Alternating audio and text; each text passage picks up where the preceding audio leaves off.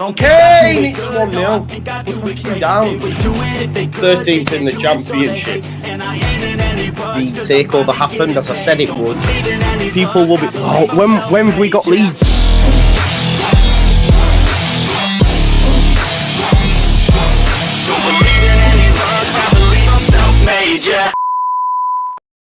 Now then, people, welcome back to the Just Joe football show, and it's time for your live post-match reaction. I will be joined by some more guests who will be here shortly, but of course, Leeds United have ran out 3-0 winners at home against Birmingham City. Listen, that could be Wayne Rooney's last day at the office, but it was a great day for Leeds United, and it's about time. We needed a win.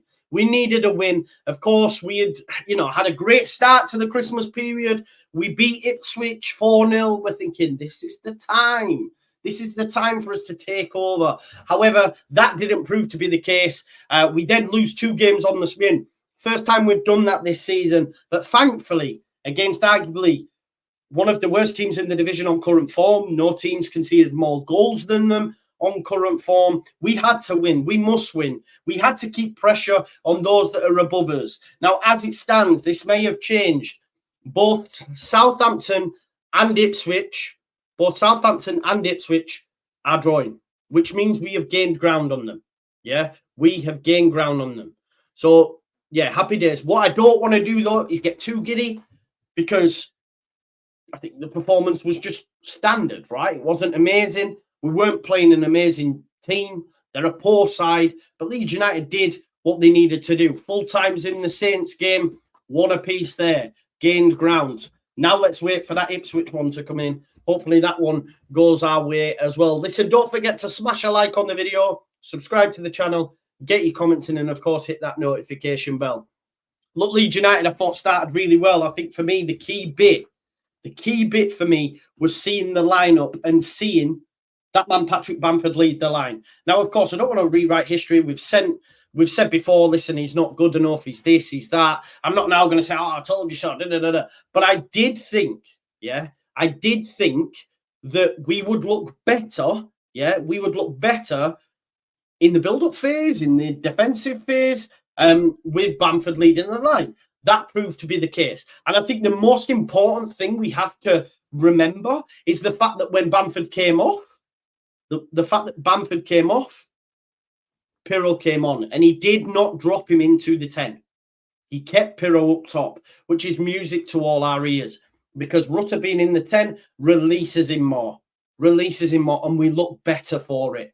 Big shout out to Junior Firpo. You know I am not his biggest fan. He came on today and he did bits. Let's be real here. He came on today and did bits. He came on and got himself 2 assists and almost scored a goal as well. Defensively, he hasn't proved us all wrong, because defensively he's still a bit all over the shop. There's still the opportunity to get balls in behind with Junior Firpo.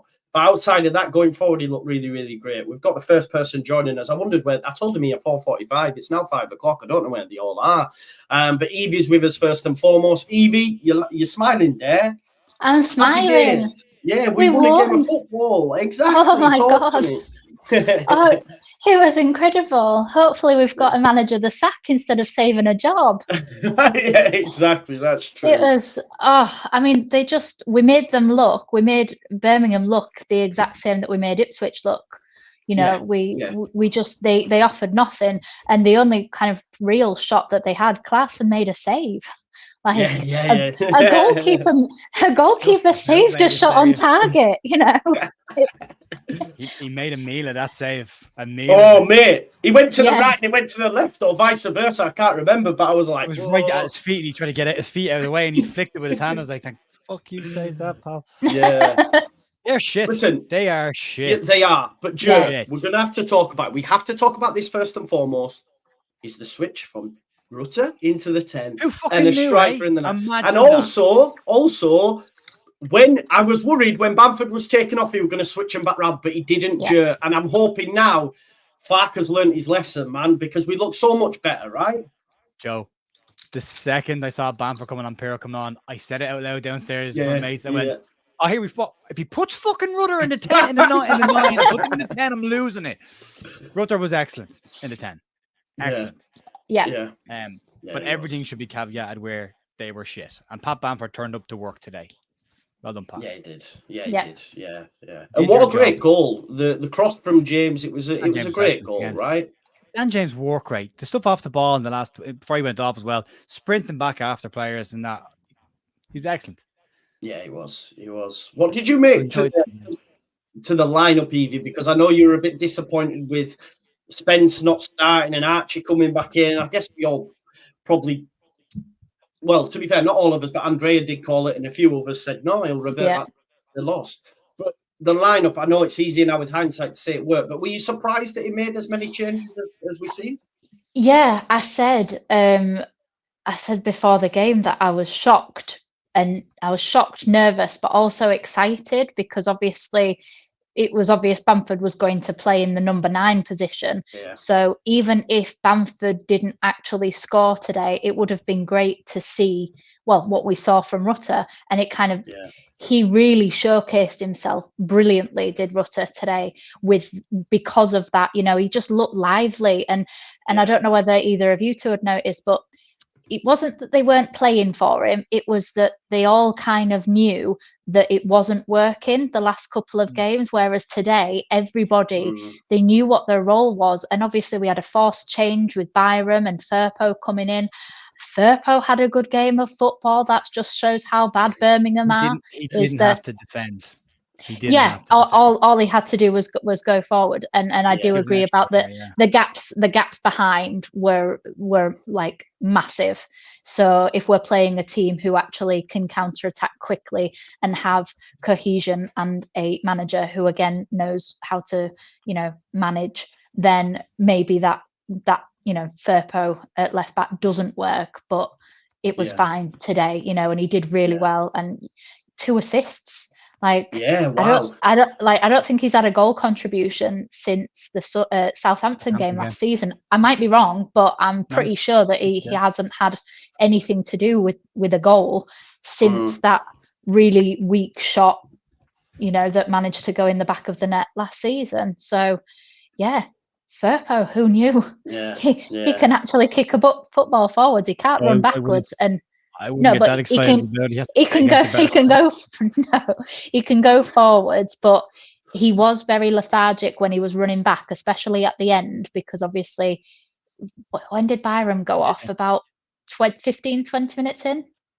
Yeah, it was pretty early, and it was off the ball as well, so I'm concerned about Byram. Yeah, me too. He's going to be... We need that. We need JUSTJOE or a left back ASAP, don't we? We need him in ASAP, for sure. Look, the other results have gone our way as well. Southampton drew, Ipswich drew. Maybe 2024 is, we're gonna. Are we still there? Yeah, calm down. Okay, Birmingham were bad. They were bad. They're really bad as well. I think before you say anything good about Leeds, and there are some very good things to say about Leeds, it has to be caveated by the fact that I have never seen. That's the worst team we've played this year. That is the worst team we've played this year. This year, it's the only team we've played this year, mate. What do you expect?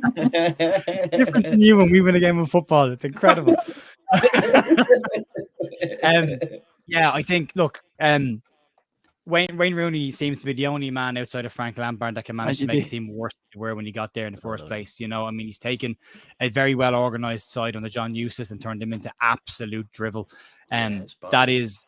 and again, I don't care about positions in the league table. They are the worst side we've played this year. There is no structure to their game. There's no style of football. I don't know what they're trying to do. They don't look like they know what they're trying to do. And it was vitally important that Leeds just got a win against them today. And that's what they did. There's holes. We picked it again, how we played today, bearing in mind who we played against, but we take the moment to relax and enjoy the win as well. 3 points is 3 points. Pat Bamford scored a goal and Junior Firpo got assist. I must have fallen down yesterday and banged my head off something, and I haven't woken up yet. The man said it. I don't know why you say that as if that's a surprising thing. When was the last time he scored? Listen. When was the last time he scored a goal? Hang on. When was the last time he scored a goal? 20 games. Who, Bamford? Yeah, 20 games. Oh, well, when's the last time Bamford started a game? Doesn't matter. He's at Oh, zero well, goal it contributions doesn't off matter. the That's bench. actually a huge factor in. That's actually a He's a huge second factor bottom in it. of goals off the bench. It's a huge it's a huge factor in it. And I was speaking to Joe yesterday. First Let's of all, not have arguments right No, away. no, Let's no, not have no, arguments. no. I was having an argument here. We're all chilling. I want to say shout out to all of you guys. I love you guys all. So nice to join you. Listen, we were speaking yesterday, Joe. Sorry to jump in here. Do it, man. But listen, as I said, you were slagging off Bamford. You've been going at Bamford many times as well, Kate. I remember we had a nice debate about that It's last not Kate. time. That's Evie. Oh, sorry, Kate. Evie. Evie. Sorry, Evie. Just because I'm Hey, female and wear glasses, I'm not the same person. You were the You Rutter made one. an error. Sorry. Made an error. Sorry, I'm still a bit drunk on delirium of that win. Yeah. There's two things I said. First of all, Wayne Rooney, not worried at all. The only impressive thing he's done as a manager was give us a guard of honor, and that's about it. And you saw that today. Their team were bang average. And Patrick Bamford, I'm just telling you, you put him in the side, you give him an opportunity to start, and the team flows better. Like because we were talking yesterday about the signings you would make, and you said you want a number 10. You want a number 10. We have the best number 10 in the league. I'm telling you, Jorginho Rutter is the best 10 in the league. And when you have an actual number 9 in front of him, like Patrick Bamford, who can press, who can spread the lines, who can, take pressure off him, it allows Rutter to drop deep. It allows Rutter to, because this is the thing, Rutter doesn't just sit in that number 10 role. He drops down. He helps out Ampadu. He helps out Kamara. He wins the ball back from anywhere. And the second he gets it back, he's one of the few players that his first thought is to just get forward.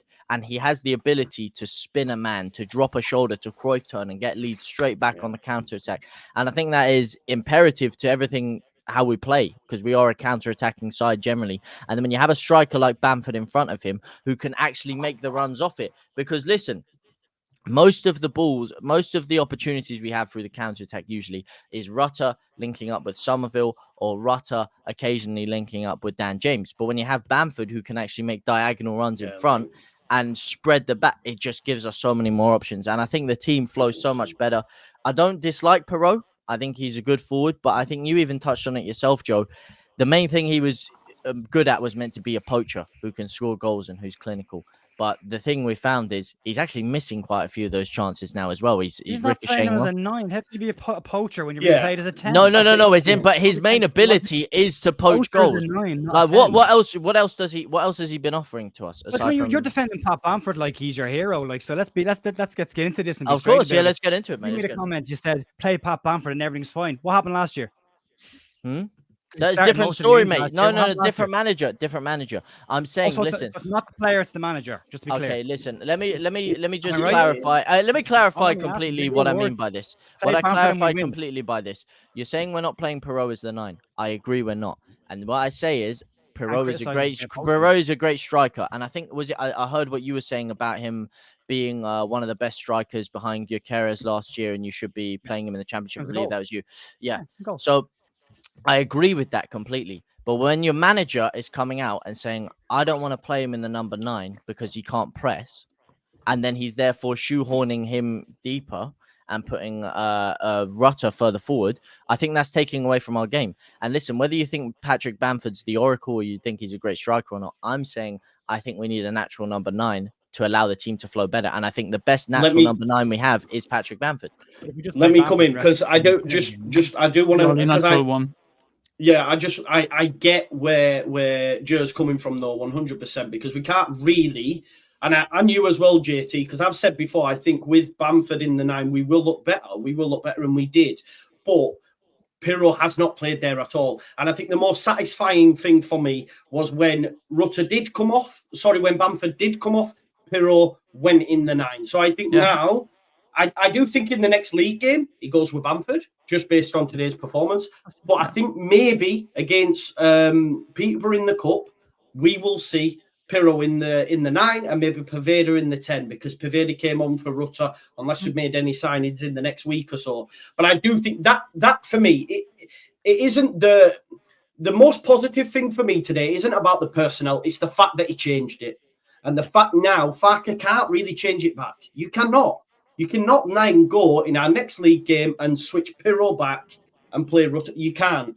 Because if he does, I will say you're losing it, mate, because you've seen what we look like with it like that. For JT, I just want you to be able to take your moment on Firpo as well. I think it's only fair you get to wax lyrical because he came on, he got 2 assists. Still defensively, I think there's too much space in behind, but he came on, he got 2 assists and almost got a goal as well. It hit the crossbar, I think, from the corner. So speak on Firpo. Well, just to prove I'm not completely punch drunk by the performance, there was a couple of moments in there, especially at the end, where I saw Firpo tracking his man back and just kind of let him go a little bit. That's the one aspect to his game that I think we can all agree on that he needs to improve on. However, going forward, I mean, he's one of the best fullbacks to ever grace the game. If you look at his composure, his ability in the final third, the fact that he can listen. I think we lack a lot without having a natural left-sided fullback there. When we had Jed Spence there, I liked some of the work he was playing with. Some of it I liked the runs he was making in behind, but he was too one-footed. He's too right-footed. I don't think he naturally works as well on that side. But with Firpo on that side, when he's on form and when you're going against teams that like to sit back, I think it just offers us so much more ability to unlock teams, which is why I'm saying a game where there's a side that's maybe a bit better and they want to park the bus because, as we've seen, we struggle to break those kind of teams down. If you have Firpo on one flank and Jed Spence on the other, the attacking threat that gives, because they're pushing so wide up, that's going to cause defenders to come out of position. It's going to cause their fullback to have to come out wide, which allows space for a Patrick Bamford or someone to drop in there, play a 1-2. And it just gives us so much more threat. I thought Firpo was phenomenal today when he got his opportunity and came on. Still question marks about him defensively. I do have to say that, obviously. Big question marks. Big question marks. But having said that, defensively, Jed Spence has had his question marks as well. I think he's similar to Firpo in some of the ways. Sorry, what did you say? Jed Spence hasn't played against Birmingham City. We're talking about you've called him the world there. Yeah, but could he do it against Blackpool, mate? Blackpool. That's funny. The only thing. And it's obviously. Sorry. No, JT, you said he's a fullback. For me, he's a wing back because he's always played in a back 5. So I agree totally with you. He was very good today against this very awful Birmingham side. I think they're the worst team we've seen this season come down on road or played against under Rooney. They were terrible. If you look at the team that played the first part of the season on the youth test, they completely different team and they are good on paper. Yeah. They have good players. They were on the bench, Miyoshi, for example. They had good players. James, I thought Roberts was good when he came on as well. Yeah, considering the level I love of the little game. badge on Cooper that he did. Yeah. Also, Shunic is a very good number 6 for me. Who? But I think in perspective, we need to look at the space also for Firpo left him behind because he was always used as in a back 5 at Betis, for example. So he leaves so much space in behind. We were caught in behind 3 times, and 1 time Rodon and 2 times Byram. Also when he was going forward before Firpo came on that flank, Firpo went forward, and there was always space in behind in certain cases, and that worked today, of course, because they weren't attacking. They were so disjointed. The wingers so wide of Birmingham, but against other teams, it might be a huge risk for us, I think. With Firpo on that side, so you need options from the market, especially if Firpo stays or not. I don't know because today he didn't start. He started Byram. Now Byram is injured. That might change something. We don't know the extent of the injury, but the reality was before today that Firpo couldn't start ahead of Byram. And when we signed Firpo, if you look at his pedigree, he played for Real Betis and he was very good for them. He was a substitute for Barcelona, so. If I were him, in terms of ambition, I would try to get a move and try to start week in and week out on another club, honestly. Now it might be his chance, of course, but I still think we need to sign a more dynamical left back too in the market because both Firpo and Byram still have injury problems, recurring one, unfortunately. I think that's the key. He's struggled to keep himself fit a lot since he's been at Leeds. And if you've got Byram, who's now seems to be picking up, I wouldn't say consistent string of injuries, but a couple of injuries in the past month now. He's been injured all season, on and off all season. Any game he's missed is because he had an injury. Any game he was taken off him was because he had an injury. So he's been injured on and off all season. He's done better than he's done at most clubs, and we know what we've got with Sam Byram. But he has. But that's what I mean. When you thought when we signed him as a free agent, you thought he would. A lot more problems. Like I'm actually. No, Yeah, no. not criticizing. I'm saying I was surprised at how many games we managed to get out of him, because I thought because of the injury problems, whatever, he would be like kind of in and out. But he's actually had a good string at the beginning. Yeah, no, and he's been excellent. I mean, Leeds' record with Sam Byram starting games is the best record Leeds have. Like, Leeds win more games with Byram playing them than they do when he doesn't play. It's a very fair point. But to Andrea's point, we need an actual left back who's going to be committed here, who's going to stay here. Junior football might be good at going forward, and he was very good today going forward. But again, caveated by the fact that you're playing one of the worst teams we played. Also, with the Firpo stuff, by the time Firpo came on, and wasn't long after, he came on when we did score. So Birmingham stopped playing a low block at that point and started coming out, which created space in behind, which allowed Firpo to run into that space. So, it wasn't that he was breaking down teams that were playing a low block. The low block was gone. It was well gone at that stage, and they were putting the ball into space. He was very, very good in that space. The question marks about the defensive side, there was a ball that went down the left-hand side in the first half, right at the end of the first half, which went around Firpo and around Cooper, that they nearly got in on. We did give Birmingham chances today as well. If they had better players, they fell over the ball a couple of times on one-on-ones. They missed a great chance one-on-one. Leeds just did exactly what they had to do today, and that was just get 3 points. Just get 3 points, win the game, and keep a clean sheet was nice as well. But Dan James' work rate was excellent. Glenn Kamara was tidy in the ball as well. Yeah. But they really didn't offer up anything. In fact, I thought their changes made them better than they were before their changes. There's a question mark about the impact that our subs had this season. Again, go back to the goals that we scored from the bench this year. Leeds have won, second bottom in that table. So you didn't have a greater impact, but the game was won by that stage. So look, I think for the first 30 minutes, we probably weren't great. I thought we were okay. And then when we scored, I thought we kind of, the nerves went, shoulders relaxed a bit, and we started playing some nice football and started getting into them. But they offered nothing. They offered absolutely nothing. We conceded our loss to them. It would have been a very, very bad week at the office. But that's all that was needed today. Get 3 points, hope results go our way, which they did. Close the gap a little bit. We move on to the next game, but I wouldn't be getting carried away with a win against Birmingham. Yeah, I agree. I'll try not to. But yeah, I do agree with you. They weren't great. We've had a few super chats in, so we'll go through. Evie Jamie says no square pegs in round holes equals play well. Simple. Do you think it was just as easy as switching them round, Evie? I mean, it looked to be, right. I know we're playing Birmingham, but. Yeah, but that's where you get your confidence. You get your confidence from teams that aren't doing well, and usually, or what we've done so far this season, is give confidence to the teams that aren't doing well. Southampton were on a 4-game losing streak, and we went and lost there. The same with Preston. We just seem to have that kind of thing about us, and I'm really pleased to see that. At least in this game, and hopefully it's proven to Farke going forward, he is a man who can admit when he's wrong.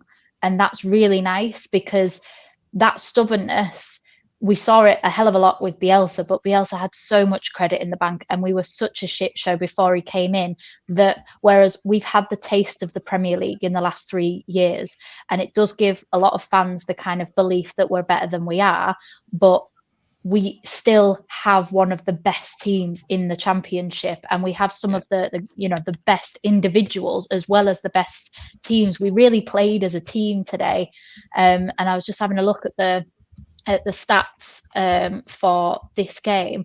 We've managed 21 shots, 11 on target. So we've managed more shots on target in this single game than we have in the last 3 away games.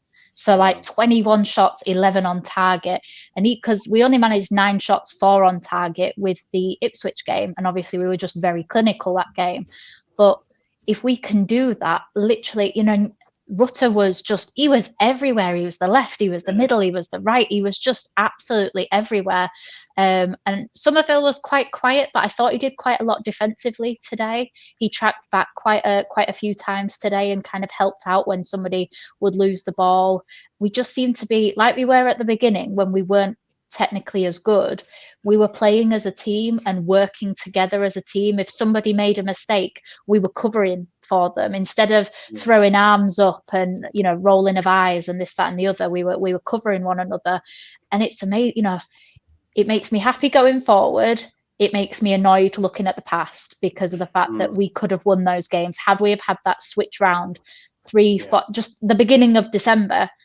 We don't lose those games. If you have Rutter playing in the 10, absolutely. Bamford might not have, he obviously had like an illness, I think, at the beginning of December, so he may not have even been able to play, but Piro might have been able to play there.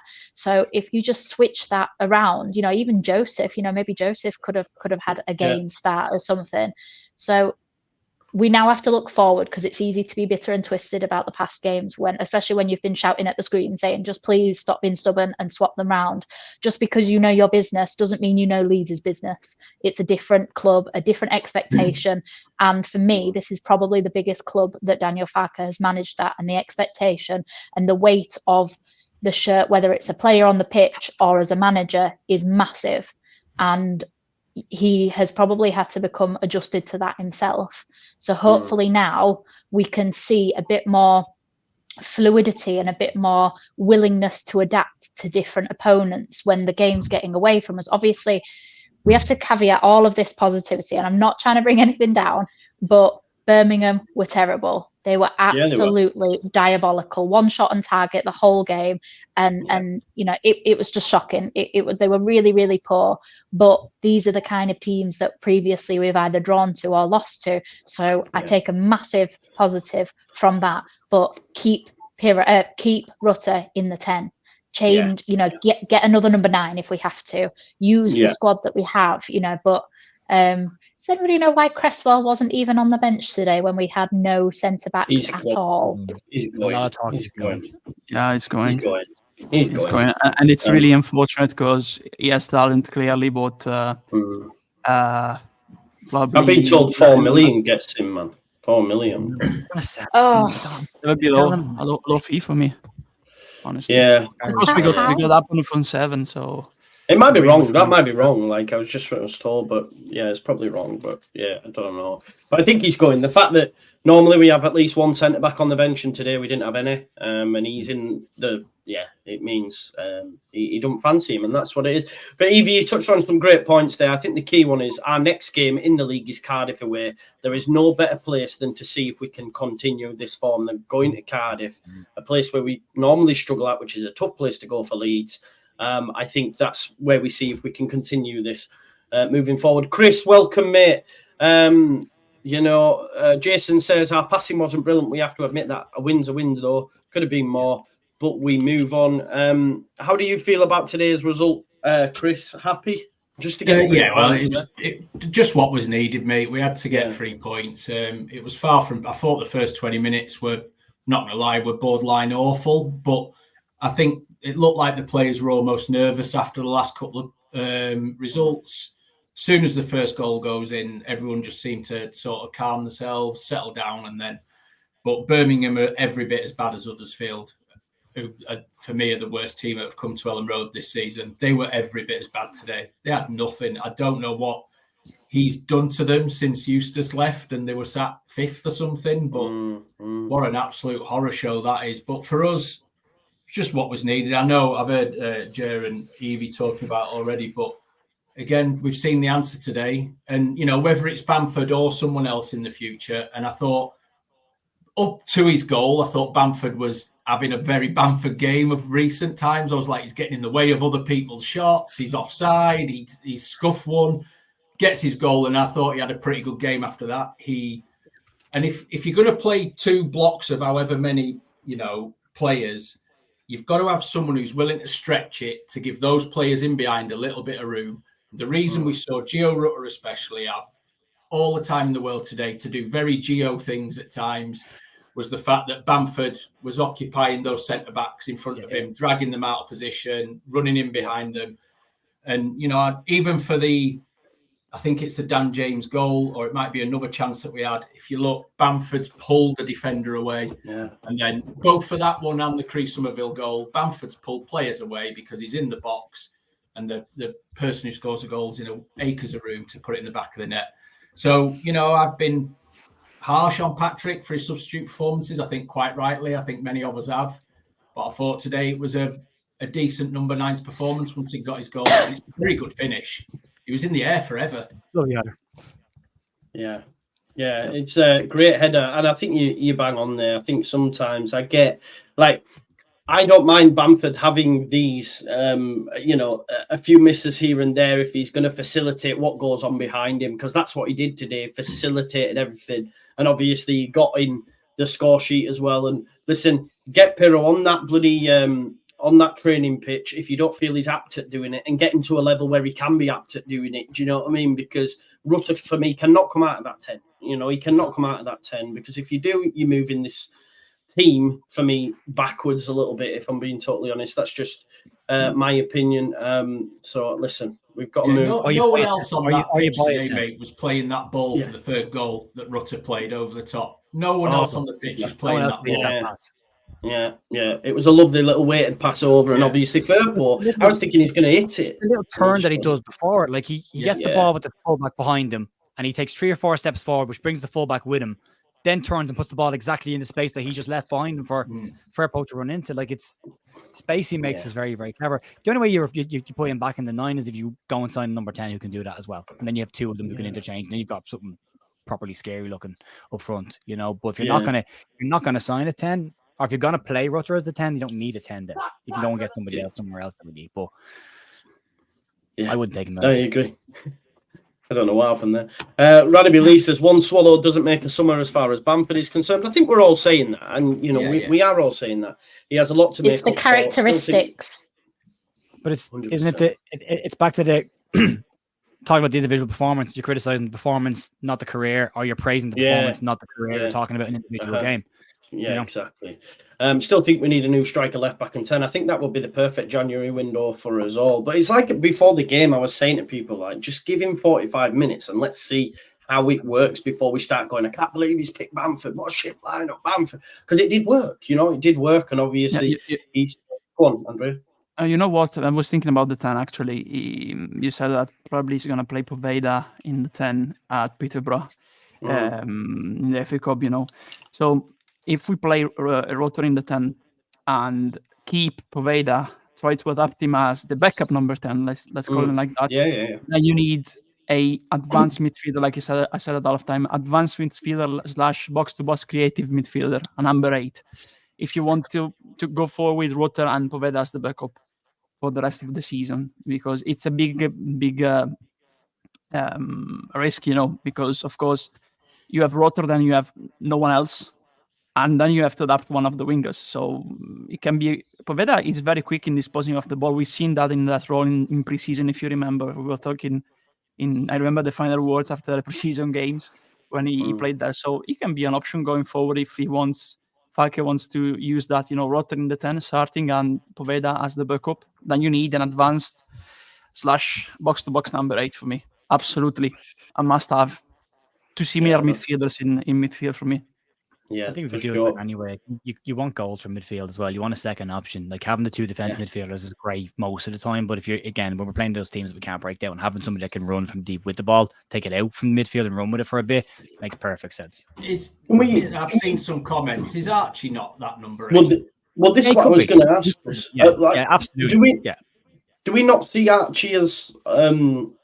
he sees him as a right back now, surely, because not for me, not long term. We may do. No, maybe not long term, but Farke does right now. Farke does right now. He sees Archie as a right back because not only has he brought him straight back in, it's not the thing that worried me. I remember what Farke Dembele did to Ayling down at their place at St Andrews. He tore Ayling a new one.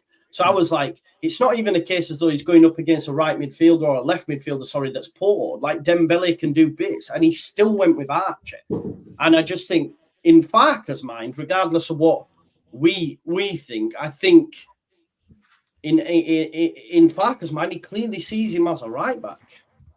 How do you feel about this? I think with the whole defence today, I think what we need to be careful of is, and I think Archie had a perfectly good game, but it was more actually Cooper, certainly in the first half, is if Joe Rodon's not there, that's so different today in that first half, because he cleaned up behind Liam Cooper a good 2 or 3 times. Liam was just doing Liam things. I thought under the ball against the defender again, Liam was perfectly fine.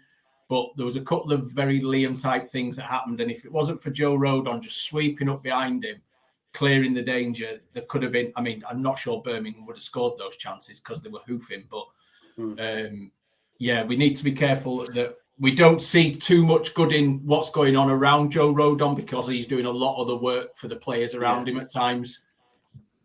Yeah, I think that's one thing that made me nervous was obviously, like I said in the chat before, I wanted Spence at right back because I don't know whether anybody else noticed it, but especially in the first half when they had hope, that ball in behind Archie Gray again and again and again. And if that's a better team, we lose that game. And for me, I know, Joe, that you said he hasn't lost confidence, and he hasn't lost confidence, has Archie Gray. But why would you put him in a position where he could lose confidence instead of playing him? I think this is wild. But if all the goals even with Firpo on the pitch, no, just one sec. Even with Firpo on the pitch and last season, all of the goals last season came down our left-hand side when Firpo was on the pitch. And even today, after 15 minutes, when Firpo came on, their opportunities came down the right-hand side. And that's where Archie Gray was. And Rodon did a lot of covering for both Cooper and for Gray today. Dan James did some brilliant. He lost it a few times, more than he has done recently, but he still got back to put the foot in to make a tackle to help Archie out. And for me, if that's a better team, that better team keeps on exploiting that area until they get a goal. So what I would say in response to that we've played better teams, but we haven't played that opposite way round. We played with Archie at right back. He did a job on Mavididi. He's dealt with Clark. He's had some very good games, but he's also had. But again, this is the thing about a 17-year-old. He's had some very, very good games, and he's had some very average games, and that's okay because he's 17. It's not his natural position. You're going to get those games, and you've got to expect that with him getting forward. What I would say about today is those gaps were there, and I did think he had a tough enough day at the office, but I thought he was fine. But what I would say is, it's both sides. I mean, if we're talking about Firpo getting caught in behind, and we're talking about Archie getting caught in behind, there's a clear instruction from both fullbacks to get up the pitch and get involved in the attack. That does leave those holes. That the idea of having your two holding midfielders in Kamara and Ampadu is that they fill those gaps. They didn't fill those gaps today because they were pushed forward as well. So there was a lot about today was about getting a win and Leeds pushing on and pushing to get the win. So I also think it's less of an issue when it's Pascal and Rodon because Pascal's more mobile than Liam to get around and cover, whereas Paul Liam looks like he's running at 300 mile an hour and moving at 3 at times, bless him. And he can't help that. Pace is pace. But with Pascal and Rodon, I think it's less of an issue because, Ampadu drops in between them. They split themselves out and then the wide lunatics can go off herring up the pitch trying to chase Dan James down, who's roadrunner in around like he does. He was immense today defensively. The work rate he puts in, man, is unbelievable. It's surprising that Nonto can barely get a sniff. I still find it so mental to see how much Nonto was shit when he came on again. I know that's what I mean, but like last week when he started, and then or not last week, but last game when he started, and then you put Dan James in, and the vast improvement I see in Dan James. Like if you're asking us this 6-7 months ago when Nonto was tearing it up at Old Trafford, we'd all be scratching our heads like, what? Is it just the different league? Is his head not there? And that's something that really makes me think Nonto probably will be gone this transfer window. I don't think. To be fair, anybody can score at Old Trafford these days. I love that. On the Archie Gray thing, what I would say quickly, I think, as you said, with 17 years of age, he's always going to have on and off games. And I think technically he's a brilliant player, but his positional awareness, like you can see he's not a natural fullback.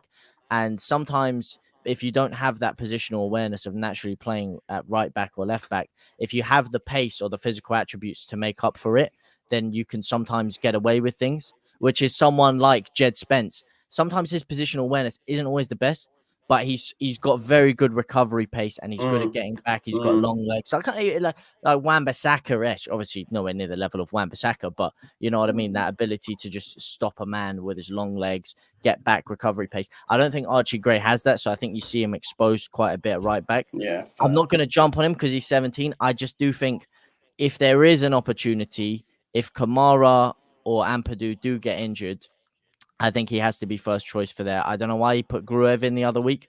I know Archie Gray may be hit and miss, but at 17, the future development and the future prospect, both financially and or from a great player, I think it's just too big of an opportunity to miss out on. Yeah, some I of think the things he There's a does are question around quality. positioning as well, though, wasn't there? There was this thing about when at the start of the season it was Kamara and Ampadu. Ampadu's replacement was Gruev. Kamara's replacement was Gray. That gave you your dynamic midfielder, and also, but now it's kind of gone completely to Archie's not being considered as a midfielder in any situation. I thought Gruev was fine when he played last week, but he's not that player. He's the holding player, so he's not. You think you get a bit more creativity out of Archie Gray as well? In that yeah, absolutely. And I think that's ball carrying. I think that's another point, right? That I think, and he's doing a job at right back now. Yeah, I think we all agree that. But the lad's got so much quality that it's almost wasted not being in the middle of the park where he can really affect the play and support, going backwards and forwards. He's a machine. He's 17. He should be able to run all day. I remember those days many years ago. But he's a machine. But he's just silky on the ball as well. You saw it a couple of times today with tight little turns out of danger again. And, that in the middle of the park is another Gio Rutter, someone who takes the ball, turns, and all of a sudden you've broken that line and you're attacking the goal. So for this season, he probably spends more time at right back for the remainder of this season. But I think beyond that, we really need to be looking at Archie in the middle and how we make that work. And I think the good thing is, it's all experience in it, and it's all minutes in the legs for him. And it takes him on for another level and come through so much. Yeah, Skubala said that though when I did interview with him earlier this year. Skubala said most young players won't debut in their natural positions and won't play their first season in natural positions. They're nearly deliberately played in other positions to fill gaps, but also it helps their development long term as well to learn other positions and be able to fill in positions like secondary positions. If he's playing those holding two, he's going to have to be able to do fullback as well because he's going to have to cover the fullback. So having him play there for a while gives him that understanding of the role as well at this level. For me, did you want to add something? There's also another thing to consider in the fullbacks debate.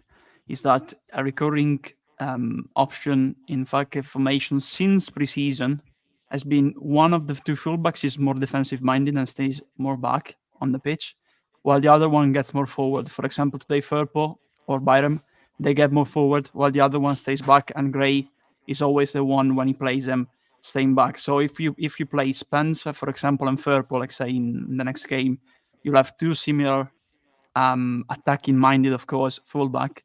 And I don't think Farke wants that at this point. I would play them, honestly, because at Norwich he has two fullbacks attacking. And they were both good in doing both phases, attacking and defending. But our fullbacks are more good in attacking phase. Of course, they can bring more to the attacking phase. But my idea is that he's doing that because he wants one of them to cover more and help more in the defensive phase. So if you look at that, Gray stays more back on the pitch than the other one. And it happened with Ayling in preseason. If you remember, at the start of the season when Ayling was playing, Ayling was staying more back, and the other one, Byram, was going more forward. So I think it's a tactical choice in the end from him. Yeah, I think so as well. I think he trusts him more, right, to keep the shape and stuff over what Spence is. I think I probably have to agree with you there, mate, to be honest. Just to run through some things, like this is Leeds United's biggest win over Birmingham since 4-0 victory back in October 13. Consecutive home league wins against Birmingham for the first time since 2003, which obviously Evie put me right on my stat earlier on. And it's the first win on New Year's Day since a 1-0 win versus Bolton back in 2013. So that's a positive. Rooney's been speaking as well, folks. Just a heads up as well. I thought you were going to say he's been sacked. No, it's probably to come. I think they'll give him January, to be honest. I think they'll give him January. But Somerville has 18 goals and assists combined in the Championship this season, which is absolutely phenomenal. Wayne Rooney did say this, though. So he's been talking, and just bear with us 1 second while I get it up. I did have it. He said, I thought we actually started well until they scored the first goal. We were causing them problems in transition, which it was a bit basketball-y in the early exchanges, which is where we thought we could hurt them. The first goal changes the game. He did say we switched the system to 3 centre-backs, but you can't leave Bamford all alone 3 yards out. I was very disappointed with the second half. Had something to say about the chance towards him, which I think is fair enough. And then Farke, let's see what Farke's had to say then. Just bear with us 1 minute. So Farke says, it was very important. We wanted to return back to winning ways. It was a complicated game today. When you head into the 4th game in 10 days on the back of back-to-back defeats, it's always difficult. The pressure is on. And aside from Leicester and maybe Southampton, this Christmas period was massive, right? And we've got 2 wins and 2 losses. But if you look at Ipswich now, Ipswich haven't won in 5 people. That's 5 now that they haven't won in. We've actually cut that gap down to, I think, 7 points again, which is insane, man. Like, I know we can all sit here and go, if only we'd have won them games. Yeah, exactly. It should be one. It should be one. I hear that. But we were all so negative. Well, not everyone, but a lot of us were very negative. And I'm not trying to get ahead of myself here. I'm not. I'm just saying the fact that it's 7 points again with so long to go, we're still in with a chance of top 2. I think Leicester have won the league. I'm not going to lie. Leicester have won the league. Not under any illusions. But we've got Cardiff away and then 2 home games against Preston and Norwich. We said yesterday in the preview show, I want maximum points from that. You know, it's still massively on top 2. It is, right? Or I don't think it's Ipswich that we have to fear. For me, as I said a couple of weeks ago, my fear switched straight to Southampton, who have been absolute dark horses plugging away. I know they dropped points today against Norwich, but which is huge for Leeds. Again, West Brom as well. Now we're 6 points clear of them, closing up again. But Southampton, the streak, you always see it in the Championship. I feel there's just one side that comes under the radar that not everyone's been talking about. Leeds, Ipswich, the entire season. Who's going to steal that 2nd place? And Southampton just plugging away. Ipswich dropping so many points. I think the wheels are really starting to fall off. Everyone's been waiting for those Ipswich wheels to fall off. They are off. They're scraping those metal rims across the road. And I can't believe, I am very disappointed that Leeds didn't capitalize on it. It is typical Leeds to drop all those points when we have the chance. But if you look at that, like Ipswich haven't won in the last 5 games, no wins, 0 wins, right? Yeah. You've got Southampton now 3 points behind them. If Southampton hadn't messed up today, they're 1 point behind them. Like that gap that's where we should have been. It's gone on it. Southampton have gone. I completely agree with JT. There's always a club that goes on a run. I think Southampton have gone a little early. That's why I don't think it's them. I agree. A little early for that to happen. But if you've come out of the Christmas period in third position and only 3 points behind 2nd place, you look at the start of the season that they had, they would love that right now. So that's, but I still think it's tough for us because we still have to better everybody else's results continuously for the rest of the season. So it's not just 1 or 2. When they lose, we have to win. You know, or draw, we have to make sure we get something every time they slip up. It's not going to be good enough to get the same as them. We are not in a position where we can be the same as those teams. We've got to be, I keep saying this, we have to be better than them in every game for the remainder of the season. You know, at least match them when they win. And when they don't win, get a better result than whatever they've got to close that gap. It's doable. It is still doable, and we should never give up on it until it's absolutely impossible. But it's going to be tough. What I want to see Leeds do is plug the holes in January so we can at least have a very good run of the playoffs. If we do end up there, we can still have a good enough side to go and win the playoffs and get promoted that way. So 100%. Leeds have got to go away to Cardiff. Southampton have got Sheff Wednesday at home, and then Ipswich are at home against Sunderland. So it's going to be an interesting week. But obviously, we don't play next week because we've got the FA Cup, and everyone will be involved because it's the 3rd round. So we'll have like a week off. I'm quite genuinely low-key looking forward to a week off Championship because it's been stressing me out. So let's just put the kids out, play different people, and Noel says, "Can you talk about Klassen?" We will do. I don't think he was tested enough. Let's be real. He did make 1 save. He went to his left. It went to his right. Does anyone want to see him in goal again? Were you that into you? Not with that trim, at least. Not with the trim. Go to the barber first. Yeah, not with that trim. It's a bad trim. As trims go, like it's really bad. Like mullets are bad as there are. Sorry for anyone who's got one. I don't think. I think mullets are in. Yeah, they might be in, but that's what I'm saying. It's sheep. You should never have a mullet. You should never have a mullet. I'm sorry. If I trimmed this ponytail, I'd go straight for a mullet. Not unless you're fond of your cousin and drink. Maybe. Still got a bit. We don't have a mullet round here. You know what I mean? It's that kind of vibe, isn't it? Oh God, the USMNT fans will be in the chat. Sorry. Don't you dare talk about our mullets. like that. So listen, I do want to. Yeah. Oh no, mate! When Josh Sargent scored the equaliser for Norwich, I was like, "Go on, America!" So I was buzzing, mate. You know what I mean? I do want to ask this: who was everyone's man of the match? I think there's a lot to pick from. Go on, Andrea. Bamford for me. Bamford? I think he moved pretty well. It was the difference in the team. Going forward in terms of off the ball movement, I remember a particular action in the second half that epitomizes, that tells you everything about the game. Rutter was running towards the left-hand side, and Bamford, instead of Piro always going towards the ball, Bamford was following him and tried to cut in between the defense. That's what a number 9 needs to do. But it's not about just Bamford, It's the need of a proper number 10, regardless of the name in that team. A proper number 10 changes everything. It might even be, I don't know, Steve Morrison, for example.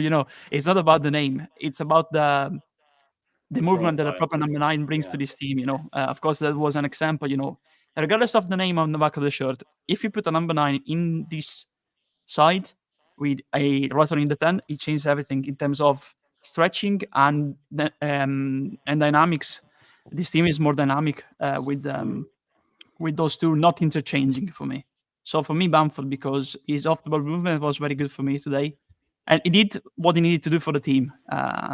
He had some chances, he scored, of course, but even more than the chances, I look and I was very pleased with the off-the-ball movement he made throughout the whole game, Yeah, just to add on Bamford, Farke's been talking about him. He says, I'm really happy and delighted for Bamford. He's had a really difficult time. He had a really good pre-season, was on edge to start the first game, but long-term injury was 8 weeks out. A striker needs goals for confidence, but I had a good feeling today. So that's positive to hear as well. I'd like to throw Joe Rodon in the hat for man of the match. I thought he was phenomenal today. I think in terms of his recoveries, without him, even if we think back to, say, last season, if you look at the centre-backs, none of them really had any pace. And that's one thing that Rodon has, that even if there are errors made ahead, he can just get round. And every time the ball went through, not that there was many, but every time it did, he was there on the sweeper, ready to take it. And not even like, he's not your meat and potatoes, I'm going to smash this into Rowe's head. He even tries to keep it in and then bring it upfield as well. I just think, like was said by Andrea at the start, Rolls Royce. Anyone else has got any advances on them too? I was split between Rodon and Gio Rutter, but just because of the way Gio makes me feel when he's enjoying his football and the things he does, I just edged towards Gio today. I thought, because he had the space, because of the work Bamford was doing, so I can't argue with Andrea's, call around Bamford as well. So because of Bamford's hard work and creating that space for him, I just thought he was lovely to watch again today. Yeah. And he was clearly enjoying himself, and there'll be some nightmares had him in Birmingham bedrooms tonight, I think, by some players who were trying to mark him, because he's got to be a defender's nightmare. He's got all the skills of a little man with all the strength of a big man, and then big long arms and legs to go with it. It doesn't look natural, does it, the way he runs? Else. Yeah. What were you saying, JT? Sorry.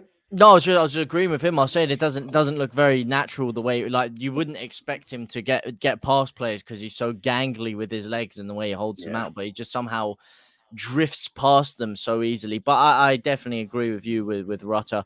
I would just edge to Bamford, agreeing with Andrea, because as I said, I have to say those two for me were the standout performers, but I think Rutter played so well because of the work Bamford was doing. So because he was the one that allowed Rutter to do that, plus I thought he also had a good game himself going forward, I just have to edge to Bamford for that reason. But Rutter is by far one of the best players in the league, and I think you do need a striker that can get the best out of him. And then if we do that, I'm telling you, top two easily. Either we play Bamford or we buy a number 9 that can play that role. I don't see many teams stopping us.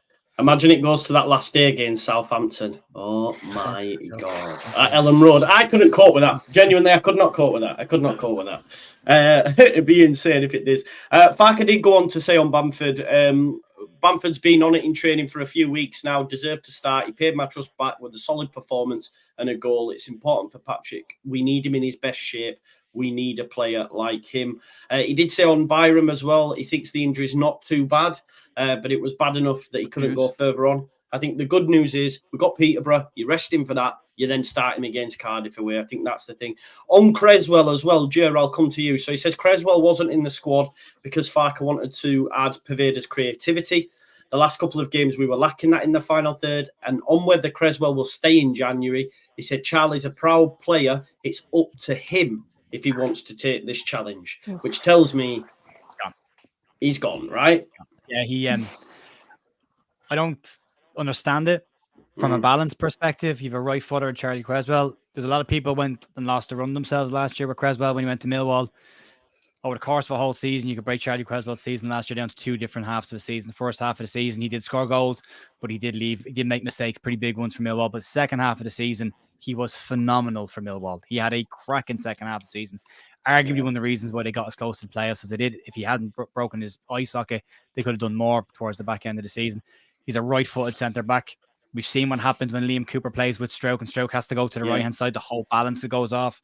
So for me, you need 2 right-side centre-backs and 2 left-sided centre-backs. And if you let Charlie go, I think you lose that. And again, I don't like us seeing us losing these young players I think are going to be good players, to hang on to players like Liam Cooper, who, for everything good that he's done for Leeds, I'm not trying to talk him down. He's been brilliant for Leeds, and he's, you know, been a cracking captain for Leeds. But he's at the back end of his career, and you're letting the younger players leave, and you're hanging on to the older ones. I don't like that. But look, I don't disagree with his reasons for keeping him out of the team today, because Birmingham were never going to cause you any threat. So why have defenders on the bench? It's just a case of having players that can cover injuries. So yeah, there's no issue there. But the fact that he said he's a proud man, he can take the opportunity, that means there is an opportunity there. He did say as well, he went on to say, we rate him, we do want to keep him. From our side, there is no will to let him go, but it's important to speak about what the player wants. So in other words, he wants to play. The player wants to play. He's just shot windowed him, Annie. He's shot windowed. Yeah, I think so. Yeah. Why not bring on just games this year that we've won comfortably, that we haven't used everyone on the bench, or we've used for, maybe put all of our attacking players on? Why not give him minutes in those games? Why not bring him on for the last 15, 20 minutes of today? Get him in. If you believe in him, play him. He's got to say that, though, Annie. He's got to say. What were you saying, Andrea? I was saying that I agree. Finish. Sorry, mate. I just want to finish the point. No, finish. One thing that legally things about Farke that bugs me is he says things that he doesn't back up. Yeah. And that annoys me. He says about a lot of players, like, we need Pervader's creativity. Great. When are you going to play him? When? Because the last couple of games we didn't have creativity. You wouldn't play him. Just sometimes he says things where I go, well, yeah, I get what you're saying. I understand what you're saying, but your actions are saying something different. Sorry, Andrea. No, what is no, I was saying that I agree with you. When there's 2 right-footed centre-backs and 2 left-footed centre-backs. So for me, the one you need to get out on loan or sell is Yelde right now for me, because he's not playing and he's not getting into the squad too. Cresswell, I rate him, honestly. I think he can be the other option to Rodon, because he's very similar to Rodon in terms of body type, physicality, and he can be, for example, play alongside, for example, Strauch. If you want to rest Rodon, you play Cresswell alongside Strauch, and I think they may pair it pretty well. The only thing is, if he goes, of course, he wants to play, because he's not 18 anymore, he's not 17 anymore when he got into the squad under Bielsa, It's 21 now. He wants to go and play. He played 28, like Joe pointed out. He played 28 games at Millwall last season, and he had ups and downs. But in the end, he got experience. He played very well in certain games, so it's clear that he wants to play. He said in his mind, "I played in this league. I proved myself in this league. Of course, not in the same. They didn't have the same ambition as Leeds as this season. Of course, Millwall. So for me, it would be a pity to let him leave. At least you may try to talk with him. We talked about this yesterday, of course. I'm still convinced we might want to send him out on loan if he wants to leave. Then you sit again with him and talk with him in the summer. But if he's not getting into the team from the player side, of course, he want to leave on a permanent because he wants to kick off his career. I've seen also highlights of the player will be linked to the the Ghanaian player playing from Amarby, Natache. Yeah, he's good, but I've seen he plays in a back 3. That's my worry too. If we get him in the end, and he's more left-sided and right-sided to be. If you go on Transfermarkt, he's right-sided, but if seeing him play, he's more left-sided, so it'll be 3 left-sided centre backs after that if we sign him. in that case, yeah. That player's also in his break-in season. This is his first real year playing. So there's that as well. He's halfway through his first real season. Yeah. One thing I would say is if we let Cresswell go out on loan and we don't go up, it's what I said at the beginning of the season, is if we don't go up and all of these players haven't been played and we still have Farke, it doesn't create a great atmosphere to come back in, because, you know, Cresswell, yeah, he's slow, but he's solid. He's good at set pieces, and we're missing somebody. You know, like, it's taken how long for Struijk to score a header? I'm not dissing Struijk. I'm just saying that we miss that solid centre back. You know, how many headers does Van Dijk get? I know we're not Liverpool. You know, in the Rodon misses loads though. He's shite in the air. Rodon. No, I get it, but that means both of our centre backs, you know, you know, don't score. So you know, if we have the option of rotation, then you know, why would we let him go? And if we do let him go, we've signed him on a new contract. We've shown him that he's not worth anything to the club. Like, look at Geldhart. Like, his career has stalled from the 21-22 season. He should be much better. And I'm not saying he should be much better because he is much better, but he hasn't been developed or coached in the last 2 years and hasn't been given the game time to actually improve. So if we do this, all of these young talents that we saw absolutely shine in the under-21s go on to become just meh players, and then we don't get any money for them because we haven't highlighted how good they could be. Even if they're not good enough to play for us, we're not giving them the chance. We're playing Nonto to potentially put him in the shop window. Why aren't we playing Cresswell to do the same? If we don't think that they're Leeds ready, why aren't we giving them the opportunity for us to earn money off them? Opportunities, though, isn't it? Like, that's the whole point. You've got these young players, you think they're good, then you've got to give them an opportunity to see, well, when you put them in with better players, i.e. your first team, do they live up to that? Like, when you take, say, look at 2 years ago, Geldhart and Greenwood. If you take them out of the under-21 side, which are killing it in, and you put them into the first Leeds team with all the Leeds first team players around them, you should see whether they're able to play at that level or not. The problem has been for Leeds over the last 2 years, when those players have come in and started games, the chances are we actually rotated the squad. We've got a weaker side on the park when they have played. So it likes of the cup matches, when it's all the kids are playing, you're like, great, well, you're not going to see if their opportunity is as good as would be playing for the first team. You're not going to see if they can do the things playing with the first team players, because they're not. They're playing with lesser players. So therefore the performance is going to be lesser as a team. They're going to get less opportunities as players. So if you're not going to look at these players, if you're not going to put them in, again, the same argument, if he believes in Geldhart, give him opportunities, play him. Look at Greenwood. Wasn't getting any opportunities. He goes to Middlesbrough, same level, and he's having a fine season down there. You know, he's getting goals, he's getting assists. If nothing else, he's contributing to their season. You know, so you're not going to see these players playing on 21s or sitting on the bench. They've either got to play for the first team at some point, and not in cup matches against Peterborough, or, you know, they have to play in real matches against teams at your level to see if they're at that level. If they're not, they have to play with the first. They have to play with the first team. If we play them in just the cup matches, then they're playing with all of the other fringe players. So therefore, you're probably not going to get the best out of the players. You need, and it's what I've said for as long as this season's been going on. If he rotates one person around each time, you get to have a look at each different player, and therefore you see whether they do fit or whether we need to get rid of them, kind of thing. Whereas you throw them all on in a cup match that we're probably going to lose because, you know, it's Peterborough and it's Leeds United and the third round of the FA Cup, it's written in the stars. But United, you know, exactly. But you know, you can't. 93rd minute when the game is won, just get him injured. Exactly, and then we just say, you know, like, no, let's not go back to that PTSD. But you know, we do that, and then we say, well, see, that's why they're not getting in the team, because look at them, they're all crap. It's like, no, they're not all crap. But if you play them with the talent, you know, you play Cresswell and Struijk. You know, when Cooper went off injured in that Cardiff, the first game of the season, Cresswell did well, I think. And because Struijk was able to go back to his left-hand side instead of being played at right centre-back, they were fine. Just like Cooper and Rodon are fine, kind of thing. Like, they did okay. And that was with a team that were very disjointed, obviously a hell of a lot going on behind the scenes, even if we didn't know it at the time of how far, you know, Sinistero was pushing, Nonto was pushing to leave. There was still chaos going on behind the scenes, and they still did okay. So why haven't we been able to see that? Because Well, Joe, the only thing I would say from a managerial perspective for Farke is we're going into all these games now, especially, and we're saying these are must-win games. Okay, we even drawing isn't good enough when we're trying to close the gap on teams like Ipswich and Southampton, and especially when you're talking about a young centre half, a guy who has barely had a kick this season. It's a huge risk to put him in. Yes, we all think he's got the talent, as we saw last year when he went out on loan. Put some good performances. He's well stocked for the championship, but it is still a huge risk to throw him into a side and unbalance what is a pretty settled back four, which is one of the things that's been helping us quite a lot this year. I know we've had issues with fullbacks, but generally our main two pairing has been Stroik and Roden. And I think with Melier, it kind of created a nice shield, and there seemed to be a bit of confidence going there.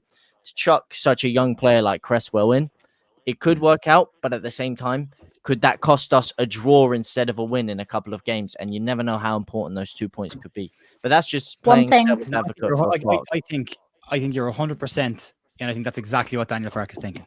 Yeah. I think it is One a case thing of that I can't play. Maybe the risk versus reward. We have to win it. We have to win it. So I can't. And I think you're 100% correct. That's the reason why.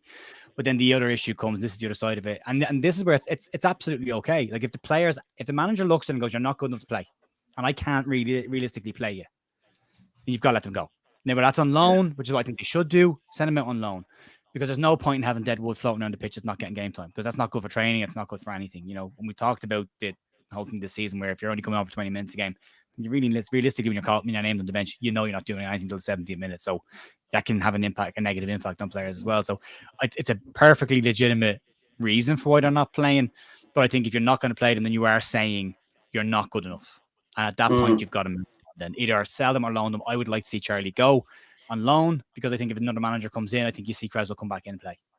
Yeah, definitely. There's a bigger issue at centre back to sort first, and that's let's not have Ben White 2.0 on the cards, please. Get the business done, Leeds, and get Rodon signed up permanently. Yeah, definitely. Because he's a Premier League centre back. If we do get promoted, Rodon's a Premier League. You rate him that highly. If we got promoted, would you want him in that starting 11? 100%. Yeah, 100%. Yeah, 100%. Yeah, 100%. One thing I would say is we had no centre backs at all for cover today, and we had Rodon covering Cooper, covering Gray, and at times covering Firpo. You had Firpo coming on for Byram. If we get injuries, which the later we go on in the season, if we let Cresswell go out on loan, for me, we have to get another centre back in. And where's the point? We've seen that Cresswell, yes, he had his ups and downs with Millwall, but he can do a job. So why would you risk probably getting somebody in on loan or another, a cheap centre back in who we don't know if they can do it at Leeds? Would you? They don't have. If I'm just a genuine question, if you're Charlie Cresswell, you're playing regularly for England 20s, you're pushing for England 21s, you've captained England 20s, you're in that elite group of players that England have, that age group. This is a very important period of your career to make that breakthrough, to be regular, to start pushing maybe for senior caps as well. Do you stay in a team where you're not playing at all, or do you look to go? No, if I'm a player, I'm looking to go. As a club, I'm looking at having really serious conversations. And if I'm a club and looking at things from a financial point of view, I'm maybe having a look at chatting with Farke and saying, is there a reason that you're not playing him? And I know that was no. I get that. But it's just the fact that for me, if Rodon gets injured, if Rodon gets a red card, and because he's having to do so much clearing up to cover other people, the likelihood is he might get a red card for the fact that he's exhausted from basically having to defend a solo job a lot of the time. That you've then got nobody that can cover for him. You're then probably asking Gruev to play as a centre back. And as a right centre back, and I think that he's hasn't he played as like a left centre back and a left back? So and back three. Yes, someone else threw in the mix. Go on. No, I was gonna say to you that these young players in the end. I'm glad now. On the other hand, of course, we might lose some good talent like Cresswell. But on the other hand, looking at the young players currently in the youth system, I'm glad that with this new ownership, there's silence. Because before of that, Drame was overhyped. Gellert and Greenwood, when they arrived, they looked like they were the next two big things in England national teams, youth national teams. Bate and JB were very talked about. So the reality in the senior game is very different, and you need time to adjust to that. We've seen Gellert having a few good games when he broke into the team. Then, of course, he couldn't lift it up. So we need those players to develop, to take the time to develop. For example, Monteiro also was mentioned in the chat. He's also 18, 19. He's still very young. But the problem is that before the new ownership, with the old hierarchy and the old hierarchy and the old scouting system, those young players were very much hyped. We also seen tweets from well-known journalists, saying there's interest in these young players, and everybody talk, we have some real potential on our hands, we have some real players on our hands, and everybody started to call for example, let's say Drama into the starting 11 back then. I'm glad right now that the young players we have now in the youth system are not overhyped. Gray was not very much talked about compared to them, and look at Gray now. Look at Gray, how he performed compared to them. He was one of the least talked about players, but he performed well when he came on the pitch. Other players had their opportunity, but they didn't perform. They were very much talked about, but they didn't back it up on the pitch. Yeah, no, I think that's fair. I do want to bring this to a close. We'll be here all night. But listen, Farke did say, just to round off, you wanted a perfect festive period. It's not been perfect. We've lost some points and one position in the table, but we're still sitting in the top 6. We've closed the gap from 10 to 7. You can't win them all, and I think that's fair enough. If we're being totally honest, on Darlow as well, he dislocated his thumb in the warm-up at West Brom, strapped it up, took painkillers, and got through the game. Was also the due date for the baby he and his wife were expecting. Went for scans and wasn't able to play today. Maybe he comes back in. We will have to wait and see on that. And just to finish up, Mr. Dodo, my good friend Mr. Dodo, has decided to show us all what I would look like if I did have a mullet. So I'll just show you that now. So there you go. There's me with a lovely mullet. Oh my God, you Joe! If you could grow it, say grow it. Yeah, if I could grow my hair, I would give it. That's Kenny Omega. Kenny Omega is Joe. Basically, yeah, you look like Kenny Omega. Kenny Omega. Kenny Omega? No, he doesn't. Yeah. Joe Exotic. More of a whoever Joe is. Paddy Pimblett. I love that. With that, we will leave it there. Thanks as always, Mr. Dono. Listen, great post-match, great reaction. Make sure you check out Leeds United The View. Evie will be coming soon, I think. I keep seeing a name change on YouTube, so she must be up to something. Peacock's Discourse or something. I seen it's called. I was thinking, I'm sure that's Evie. So there may be something in the pipeline. JT at JT Live, Chris Kelly at All Leeds TV. Congratulations to Jack and Tash, by the way, who have got engaged. So that's amazing. Yeah. Have you? Yeah. Oh, I didn't know. Who did you get? Yeah. When did you get engaged? Well, there you go. Congrats. Congratulations. Oh, there you shit. go. Congratulations. But yeah, congratulations to obviously Titch and Tall one. Lesson. Yeah, seen the video they put on. Where was your video, Chris? Mate, you know me by now. Yeah. I'm the single most awkward person in the world. That's not happening. Yeah, exactly. Congratulations, Chris. Though I did not know that. And of course, make sure you check out Andrea on Twitter. No doubt. Listen, JUSTJOE, by the way, just to finish up, this is why you need to be following Andrea. Andrea was talking about JUSTJOE weeks ago in our group chat. And then, boom, yesterday it all came out. We're after JUSTJOE. So you need to follow Andrea on Twitter for all that. Thanks always for watching. Smash a like. And, have a nice evening. Enjoy the rest of New Year's Day before work tomorrow.